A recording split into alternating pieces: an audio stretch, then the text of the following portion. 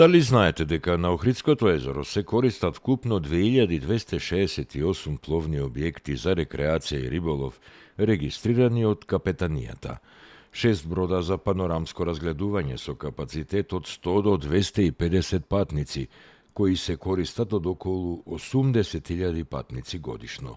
Во употреба се и повеќе од 40 брзи чамци и джетски чамци, повеќе од 30 катамарани, 250 мали чамци, односно кајчиња, кои се користат за рекреација и риболов, и над 30 едрилици.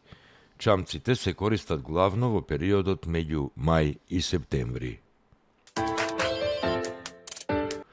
Дали сте слушнале дека во Конче е местото на последното почивалиште на српската кнегиња и грофица на Цејската грофовија Кантакузина? По таткова страна, Кантакузина била внука на средновековниот владетел Вук Бранковиќ, владетел на Косово, и ќерка на Ѓурак Бранковиќ, владетел на Рашка и деспот на Србија во 15. век. Од страна на незината мајка Ирина Кантакузина, таа потекнува од лозата на византискиот император Јован VI Кантакузин, кој владеел во периодот од 1347 до 1354 година.